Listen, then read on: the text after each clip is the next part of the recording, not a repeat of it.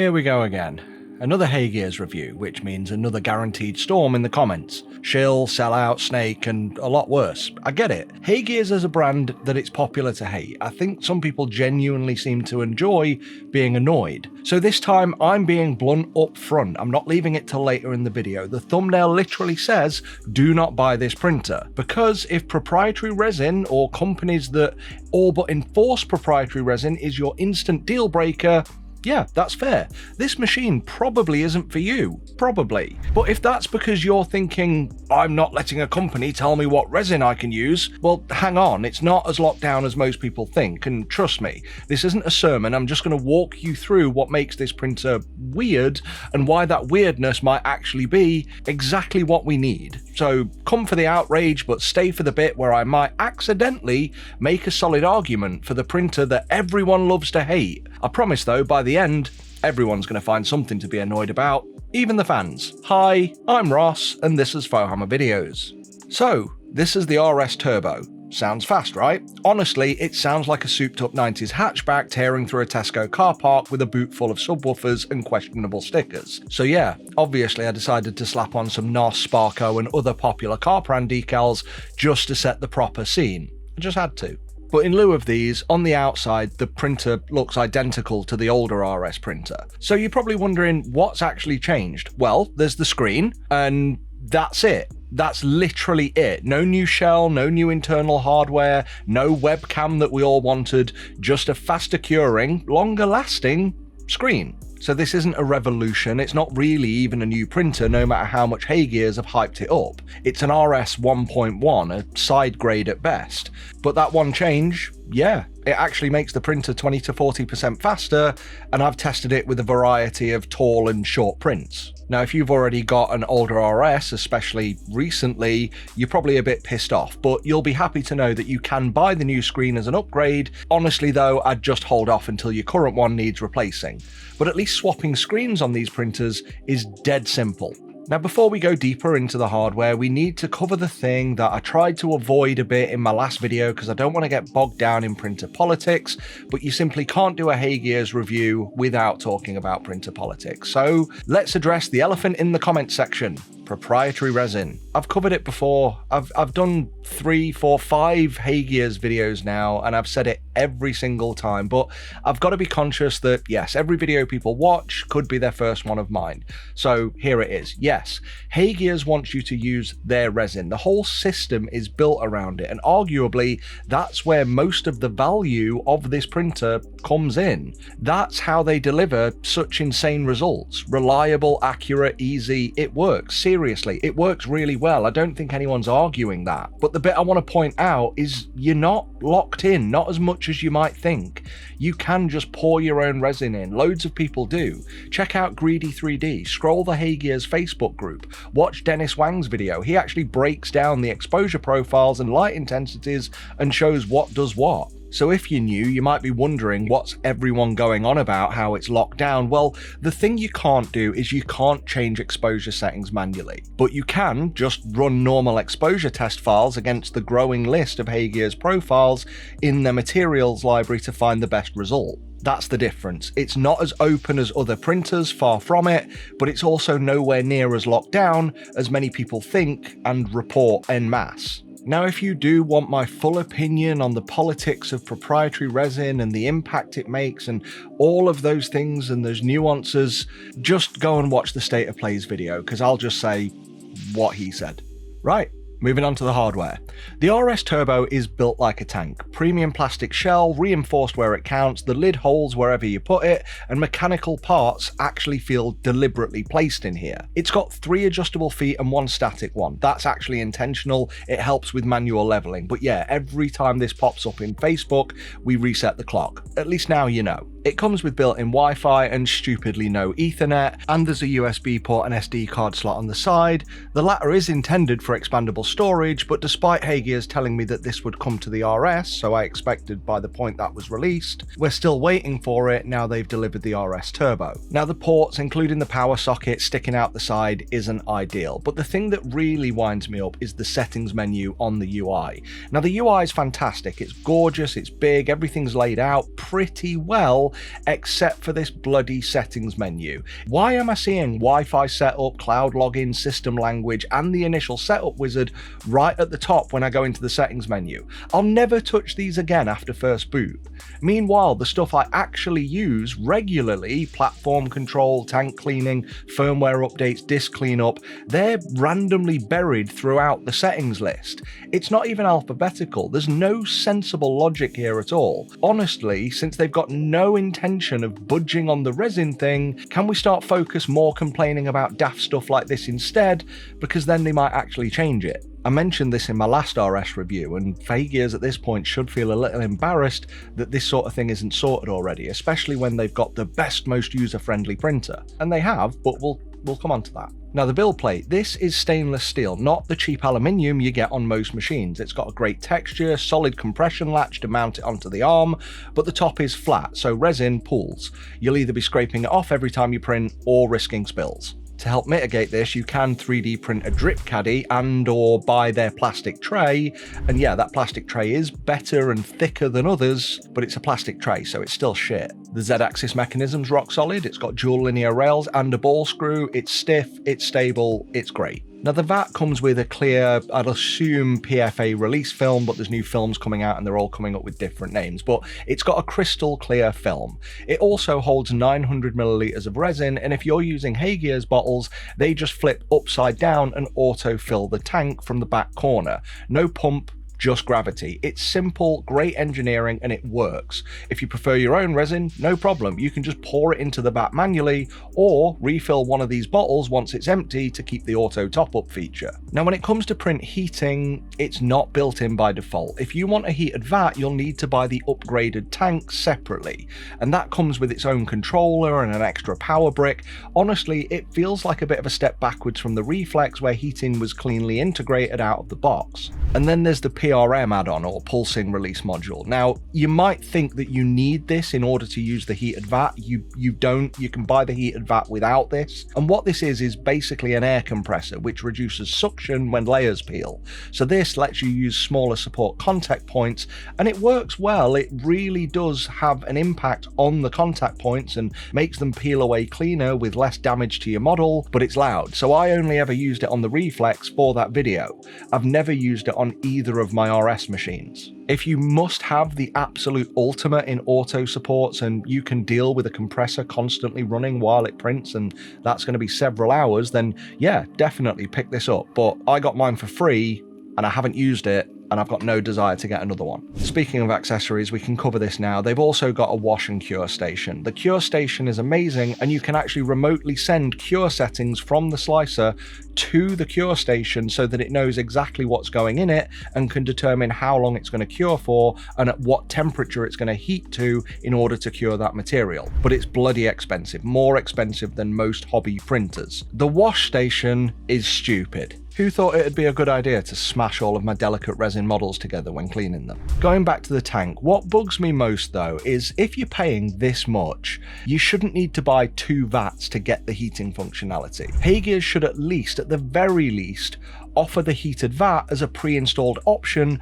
when you buy the RS or RS Turbo at checkout. Simple. And finally, on the hardware, I want to talk about this because I think they're lacking. There's still no sign of any kind of monitoring camera despite the phone having its own app. There is a thread mount in the back corner so you can mount your own camera like a GoPro, they say. Yeah, sure. But I've never seen anyone actually do this, and it's controlled by a third-party app if you do that. And honestly, HeyGears, people aren't asking for GoPro hacks. They want proper built-in live monitoring and auto time-lapse generation. If you're in the consumer space, then you need to be aware that's just the standard now, so crack on and make one, please. So there you go. I think that's the review that people want me to do. People want me to shit on HeyGears. But the thing is, genuinely, despite everything I've critiqued so far, every printer has its issues. You've kind of got to look at buying a printer nowadays by accepting the issues you can put up with more than the features they have. And when I look at the HeyGears machines against everything else, yes, I've got the luxury of accepting them for free in exchange for a review. HeyGears have no say over what I put into this video, and in my previous RS video where some people out there got paid to make a promotion, I actually refused payment from them because I didn't want to feel in any way beholden to the company or them having any level of control over what I say. But considering I still got the for it anyway, I may as well have taken the payout at this point. Now you've seen the critique, let me be straight with you. I still use my HeyGears Reflex. In fact, my Reflex, my RS, and now the RS Turbo are the only resin printers I actually use. And if I had to start from scratch today and pick just one printer to use, it'd be this. Not because it's perfect, clearly it's not, I've just shown you there are issues with it. But I'd pick it because it's already more user-friendly than anything else, it's better built than anything else in the consumer space, I can easily replace screens when I need to, and here's the other thing, it prints more than just well-supported models. Well, every printer handles well-supported files just fine, including this one, as the cones of calibration results clearly show. But the moment supports aren't perfect, well, we're either upping exposure time and bloating models, re-supporting them ourselves, or just blaming the file and not printing it.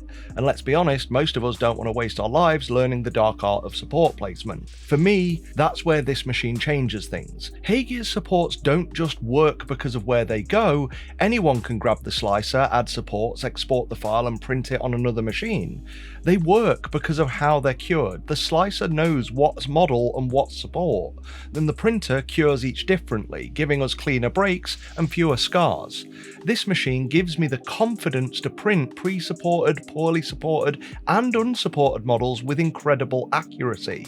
And accuracy, yeah, that's important, especially for multi-part models where parts need to fit together cleanly and the creator has left very small tolerance. And since I don't just print well-supported minis, but a much larger variety of things from different sources and different qualities of source, I actually feel far less limited in what I can print well with this machine than on any other machine, despite this machine having more limits placed on it than any other. Yeah. With most machines, my goal is good enough. With this one, I'm aiming closer to perfection, not just hoping for the kind of accuracy that usually depends on how well we know how to dial in our resin beyond simply tweaking exposure time. That's one of the two main reasons I personally choose HeyGears printers, but most importantly, it's the only printer I've owned that's genuinely improved after I got it. This is a huge part that people miss because we're all arguing about proprietary resin, we don't look beyond it to see the positives. You see, where most, in fact, all other printers may get a firmware patch or two after a release, the Reflex and the RS, they've both improved meaningfully since I got them, and they'll keep getting better the longer I have them because they're part of an ever-evolving platform. And the real reason I changed my tune on HeyGears from my original Reflex preview, which was done before the printer even hit the shelves, is simple. It's not some inflated commission. I get the same cut from Nova 3D and PioCreate, so go and watch those videos and ask yourself if money's swaying my opinion. If you're still not convinced, watch Bogman and Elevated Systems RS review, because I doubt anyone's going to question their credibility, and they said pretty much the same thing I said after I put my video out. And guys, I'm not trying to be a dick about this. Everyone is welcome to disagree with me on the printer, or even the company. I genuinely welcome contrasting discourse about the benefits and pitfalls of these machines. But after 2 years of building a reputation for being honest, yeah, look, I need to defend myself, because honestly, comments calling me out like that, calling me a shill and worse, yeah, they hurt. I never pretended to be any more than a beta male. I'm sensitive and delicate. So, in my defense, please ask yourself, why the would I suddenly have sold out on the RS of all things, especially when I was far more critical of the Reflex that came before it, a printer that cost more and therefore would have got me a bigger commission? The truth is, there's no conspiracy here, just a natural journey that's actually quite obvious to people who have watched all of my HeyGears videos. Because when the Reflex launched over a year ago, we didn't know back then we could use third-party resin. And also back then, HeyGears' cheapest bottle was $90. So yeah, I said balls to that. But despite all the fears of price gouging, since then, all they've done is released more affordable high-quality materials too. And because I had to return to the platform to make more videos about more of their printers, having learned more about resin printing technology along the way just through what I do, what changed first? wasn't my opinion. It was my understanding. In having to reuse it, I started to see what made this printer fundamentally different, the workflow, the software, how it focuses on consistent results, and how I can ensure them. But that brings me to the biggest issues with HeyGears, and the issues I think we should actually be talking about a lot more. Because they have built this whole different new way of resin printing, and then just sort of left us to guess how to use it. Let's break it down quickly. Let's do the thing that HeyGears should have explained literally in any form of documentation. In fact, their documentation should be worlds beyond the competition, and yet it's nigh on non-existent. So when you come into this slicer, you pick your printer and resin, which among other things tells the slicer how tough the supports need to be later on. Then you repair the model, and no, that's not just a token button click, we'll come back to that. Next, orient your model. You can do it manually, you probably should do it manually, but the slicer does have some useful options to automate this based on various supporting objectives. Just don't use one-click slice. The system has no way of knowing a model's face from its arse, so just like Formlabs told me, this button is for very basic geometry only. Next, if a model's not pre-supported, just add auto supports.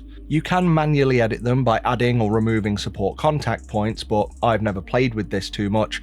However, the one thing I would recommend is if you're printing small things like miniatures, go into advanced settings and turn the contact shape from sphere to none. This does add a bit of risk that some supports might fail, but I've only ever had this once back on my Reflex when printing an ogre, and all I had to do was add one more support contact point to a thumb. Once this is done, arrange everything out, and Blueprint's layouts tools are actually brilliant. You can do whole plates, you can do multiple plates, you can decide what order to arrange things in, whether it's the order you imported them or the volume of the actual model. When you use HeyGears supports, you can choose to overlap supports, and with this I managed to get an entire squad of Mezgite Death Shell crawlers on a single plate, all pre-supported, and they printed without issue. I really think it's the multiple plate function though that steps this beyond the competition. This is something we've seen come to FDM printers with the likes of Bamboo, and when you've got big projects, this is one of the most handy things you can have access to. Once this is all done, you then go to the Slice tab. Two settings I'd recommend for miniatures are anti-aliasing, turn this on, and the fuzzing option is basically the same as image blur in Chitubox, so this softens out voxel and layer line edges. Click slice, the slicer will do this in the background so you can carry on working, but when it's done you can send it directly to the printer via LAN or LAN and cloud. Now that repair step, it really matters. This could be its own video, but if it's going to be its own video, it really is one that HeyGears should do so they can explain it properly. The rest of us are just guessing. But the thing is, most printers and slicers they nuke everything at the same intensity. So overlapping shells, which are shapes on the inner surfaces of models that we don't see, they really matter here because HeyGears actually cure the shell and internal structure differently. This is one of the ways it can be so accurate with its prints. But if you've got a model that's got intersecting parts or pre-supports buried in the model, which is normal and very common,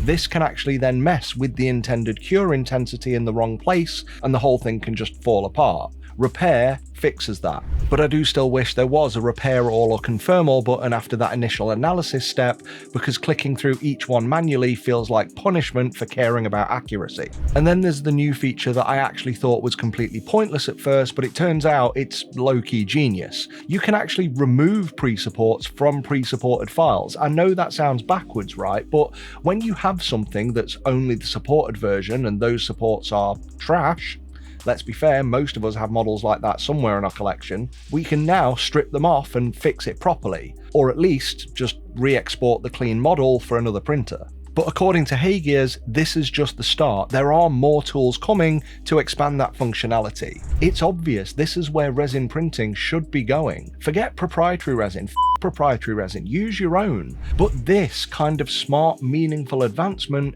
this is what we should be arguing for, not wasting energy whinging about what we hate, but pushing harder for the kinds of progress we actually want to see. So the reason I'm backing this printer is just that. Most of us have noticed hardware improvements pretty much peaked about 2 years ago. Every new machine is just a new box with a bigger K number. But this printer's 8K screen outperforms most 12, 14 and even 16K screens. And it does it through smarter software, not fancier numbers. Now, whether you're for this printer or against it, I think this next point resonates with all of us. The real future of resin printing isn't more resolution, it's better software, and HeyGears are the only company moving forward in that area, the only company. And the best part is, you don't need to keep buying new printers to get the improvements. The old printers get them too. But, and it's a big but, HeyGears not explaining this is where they keep shooting themselves in the foot. That's the core of their biggest problem: terrible communication. If we go back a year and they'd just come out themselves and said, here's what we're doing, here's why. We know it won't suit everyone, we're not trying to please everyone, we just want to build the most user-friendly, highly accurate printers we can, and we'd rather focus on refining the whole system with things we can control, rather than letting people poke at exposure settings and then we have to support all of that confusion with the thousands of different materials there are on the market. You can use your own resin, sure, we're just not going to support it. If they'd said that and then talk about the software advancements, explain the tech, educate us as to why your printers are better, you know, talk to us like people, just like the CEO did when I had a conversation directly with him at Formnext. But if they'd done that, we'd probably be praising them, not piling on. This is exactly why Concepts 3D are the most well-loved and probably the most well-respected resin printer company on the market right now.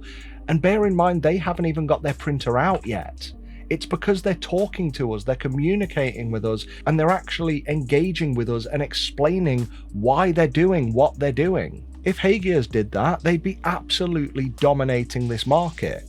But instead, what they're doing, this business-to-business style attitude, I just think they've got an obvious immaturity in the consumer space because of all their industrial arm and history of the business. That's what they need to fix, because the attitude of B2B has created this backlash. And no offense, HeyGears, I'm the one catching the flack just for sticking around and pointing out what actually works about your machines, because there's a lot here to love. That's what they need to fix. That's what they need to focus on. They need to be more open with us, tell us what's going off and why. I know they did a live stream with me, but again, that needs to be more regular, more frequent, and on various channels. They need a communication line with the consumer to explain their reasoning. In this day and age, consumers don't buy what companies do, we buy why they do it. This is still an awesome printer, and I'm still going to recommend it, but just an aside before we get to that, HeyGears have sent me their PAF 10 resin, the flexible one, and yeah, their naming system is ridiculous. Totally not consumer friendly, but here's the cheat sheet. PA stands for something technical. If you know, drop it in the comments. But it's the letters after PA that matter, so PAF 10 or PAF 10, F is for flexible. PARP 10, RP stands for rapid prototyping. PAS 10, who knows, maybe slightly cheaper. The point is, it'd be nice if they just called them flexible, rigid, tough, you know, names humans understand. Now, PAF 10 is bendy, durable, and surprisingly detailed for a flexible resin. Everyone's praising how durable it is. But here's the thing that I think most resin companies and a lot of people miss when it comes to miniature painters. I don't think we want flexible. I think we want durable. Think of injection molded plastic, because that's what we aimed for when we developed Wargamer resin. And yes, I know, if we could have made it cheaper, we would have. But PAF 10, it's durable, I just think it's too flexible. It's so flexible that the weight of a paintbrush tip actually bends it out of the way of the paintbrush. Does anybody else see the problem here? If you do, there's a fantastic solution. Personally, I prefer PARP 10. It's firmer, it prints beautifully, and when you pull the supports off, it leaves far fewer scars. But honestly, I just use PAS 10 because it's the exact same stuff, but in a much cheaper bottle, and I've been refilling the same bottle of PARP 10 with PAS 10 for nearly a year, so I can keep using the auto top-up feature. And one last tip, use hot water. I thought everybody knew this, but if you warm your prints before removing supports, they actually peel off a lot cleaner and a lot easier. Just don't scald yourself and then go blaming me. So here's where I land on the RS Turbo. As I said at the beginning, Do not buy this printer. If you want something familiar, if you want something that already works, fits your workflow and keeps you happy, brilliant. Keep doing what works. Honestly, I still recommend the Saturn IV Ultra 16K to far more people than any other machine on the market.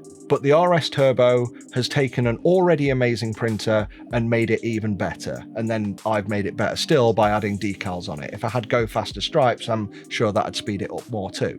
And yes, proprietary resin sucks. I get all the fears around it, but as I've said, and I hope you've seen now, you can use your own. I've argued with HeyGears about it, live, on stream, in front of everyone, and they are not budging. No matter how much I or anyone else piss and moan about it, that part's not changing. I've made my peace with it.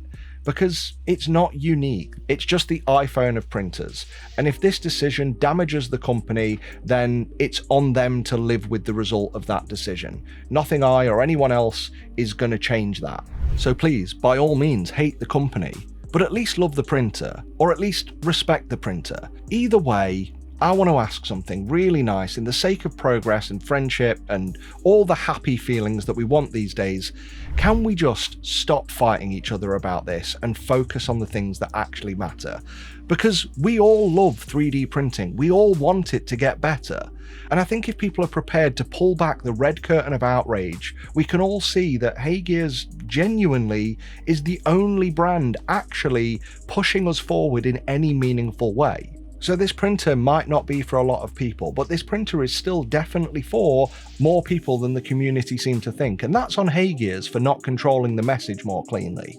But if you're out there wondering what is the best resin printer for detail, ease of use, future-proofing, something with a powerful slicer, the smoothest workflow, and updates that actually make the product better after you buy it, I'm standing by what I said before. This is it.